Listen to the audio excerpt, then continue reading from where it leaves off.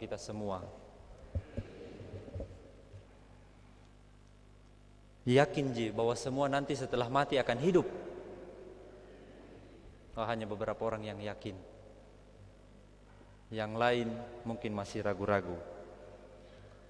Di salah satu paroki setelah misa, seorang pastor itu bertemu dengan sekumpulan bapak-bapak yang duduk di depan gereja. Mungkin ini paroki Mamasam ini. Dalam khotbahnya itu pastor persis dengan bacaan hari ini, bahwa di surga nanti itu orang tidak kawin dan dikawinkan. Bahwa di surga itu orang-orang di hadapan Allah itu seperti malaikat. Mereka memandang wajah Tuhan. Tidak ada lagi kesusahan, tidak ada lagi penderitaan di sana. Setelah misa itu si pastor keluar lalu ketemu dengan bapak-bapak. Mukanya itu kayak agak gelisah ini, beberapa bapak-bapak ini. Sambil merokok mereka kelihatan wajahnya agak gelisah.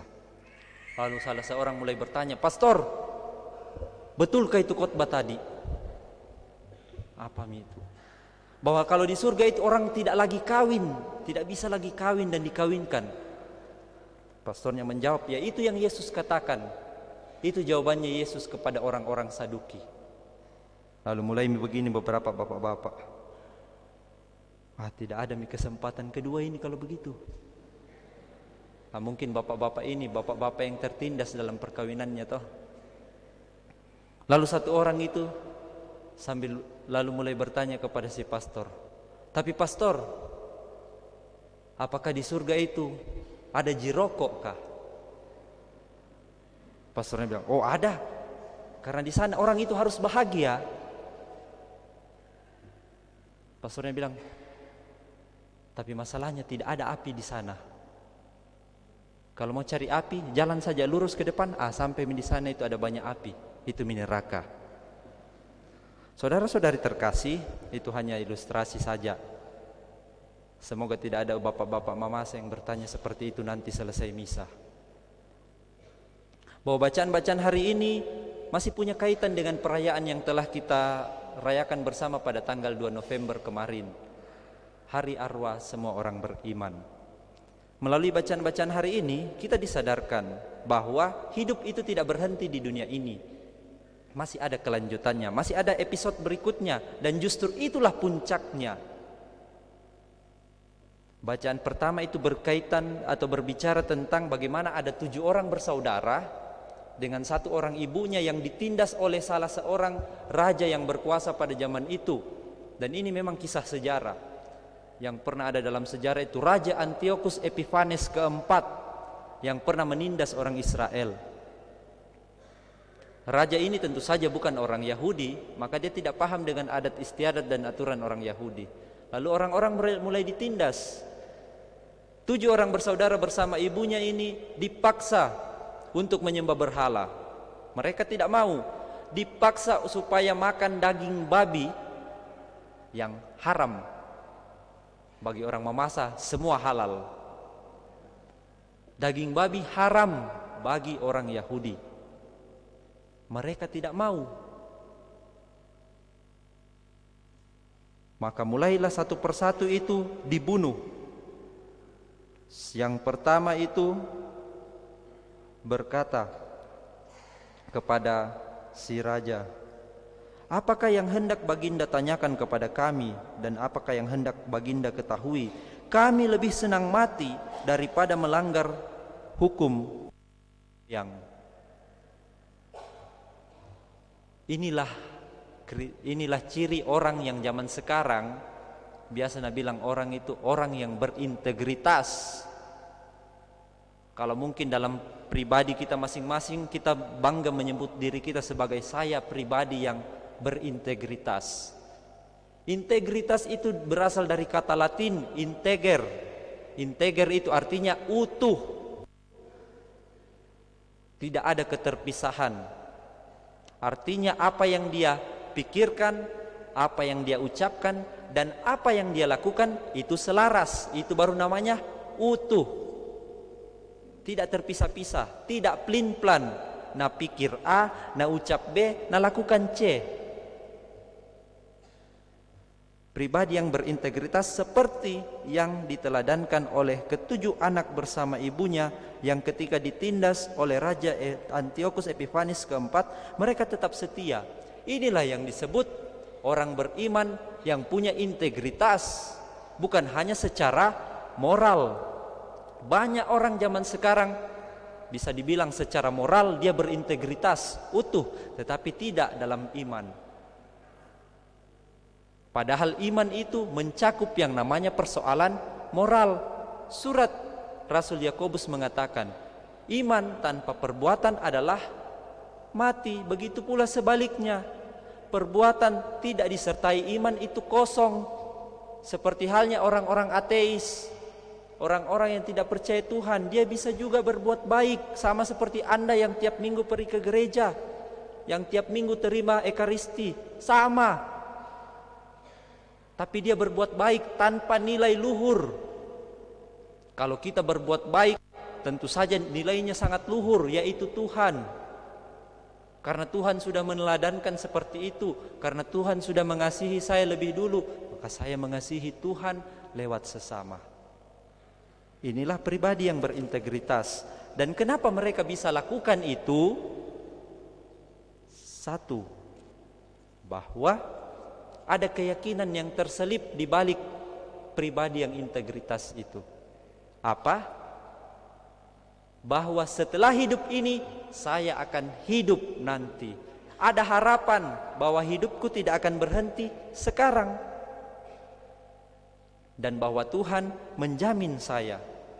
Itu yang dihidupi oleh 7 bersaudara bersama ibunya, sehingga mereka tidak takut untuk dipersekusi, tidak takut untuk dianiaya, bahkan untuk dicabut nyawanya. Mereka berkata, sungguh baiklah berpulang oleh tangan manusia dengan harapan yang dianugerahkan Allah sendiri, bahwa kami akan dibangkitkan kembali olehnya. Lihat ini kata-kata ini. Tetapi bagi baginda tidak ada kebangkitan untuk kehidupan. Itu kata-kata yang lahir dari sebuah keyakinan yang besar. Bukan sekedar yang Nabi bilang orang begini bede, kalau kita nanti mati akan hidup.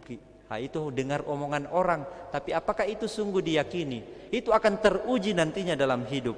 Bacaan kedua berbicara bagaimana Rasul Paulus itu mendoakan jemaatnya di Tesalonika. Rasul Paulus berdoa supaya jemaat umat itu tetap setia dalam iman, supaya mereka dikuatkan dalam segala karya dan tutur kata yang baik. Dalam hal ini, bahwa iman yang sudah kamu terima, hidupilah itu, wartakan dan lakukan sesuai dengan yang sudah diajarkan. Kenapa Paulus mendoakan mereka? Karena Paulus sadar bahwa menjadi pengikut Kristus itu banyak sekali tantangannya. Paulus sudah mengatakan dalam bacaan kedua tadi, bahwa semoga ia, Tuhan, menghibur dan menguatkan hatimu dalam segala karya dan tutur kata yang baik. Tuhan adalah setia, ia akan menguatkan hatimu dan akan memelihara kamu terhadap yang jahat. Dan kami percaya dalam Tuhan bahwa apa yang kami pesankan kepadamu telah kamu lakukan dan akan selalu kamu lakukan. Lalu Paulus menutup suratnya dengan berkata, kiranya Tuhan tetap mengarahkan hatimu kepada kasih Allah dan kepada ketabahan Kristus. Itu harapannya, supaya orang-orang Kristen ini, pengikut Kristus ini, selalu terarah pada kasih Tuhan, melakukan semuanya karena kasih Tuhan, dan bisa tabah seperti Yesus hingga akhir.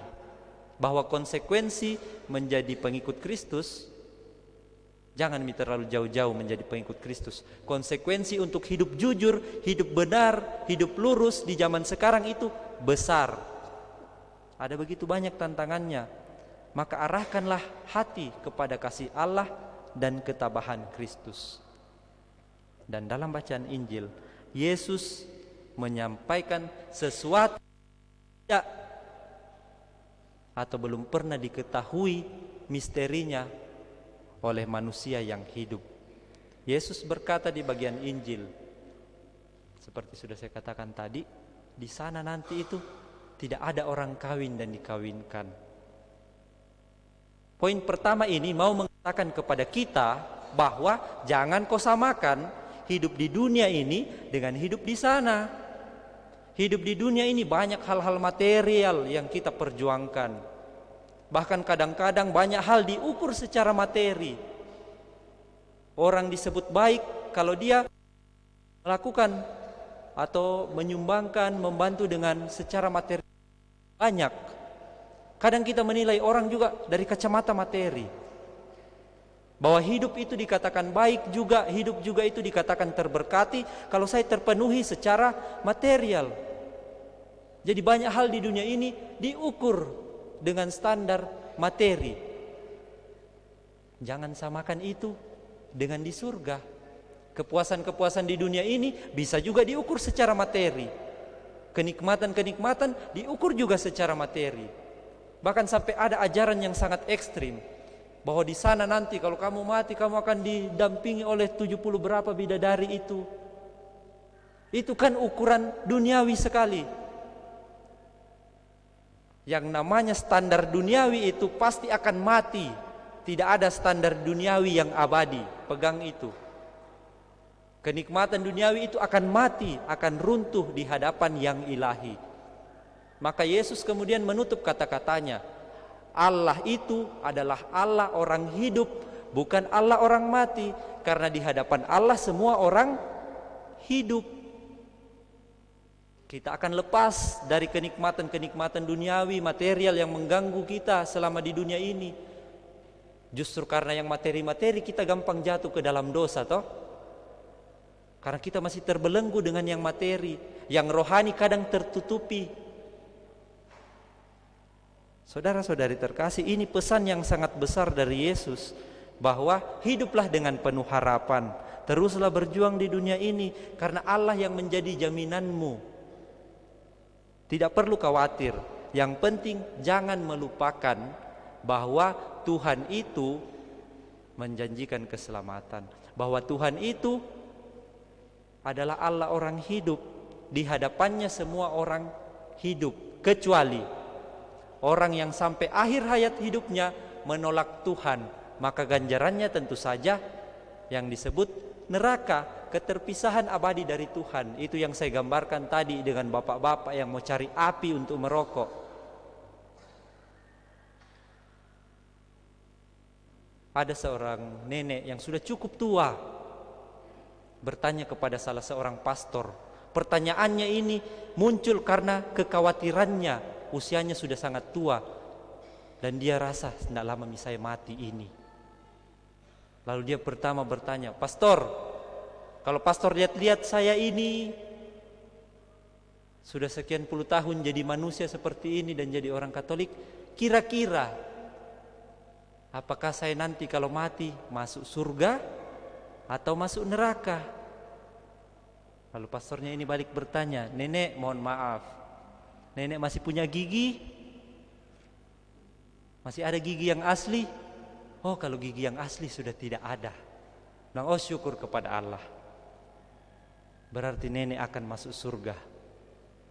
Wih, kenapa bisa pastor? Ukurannya itu gigi.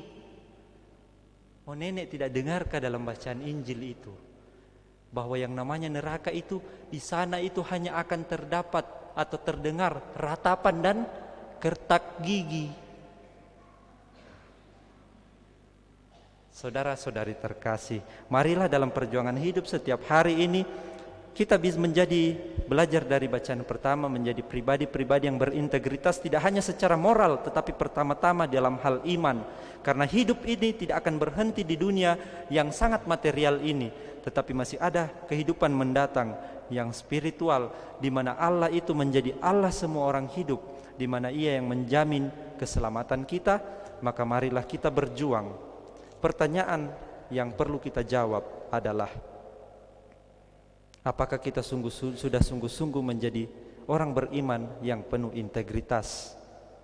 Apakah dalam hidup masih begitu banyak ketakutan-ketakutan yang justru lebih besar daripada harapan kita, sehingga kita tidak bebas dalam beriman atau bertindak, sehingga kadang kita hidup tanpa prinsip, hanya ikut arus atau ikut tren, pura-pura dan cari aman.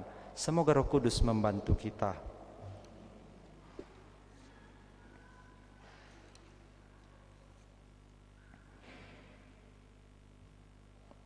Saudara-saudari terkasih, mari kita bangkit berdiri dan kembali memperbarui iman kepercayaan kita dengan mendaraskan syahadat yang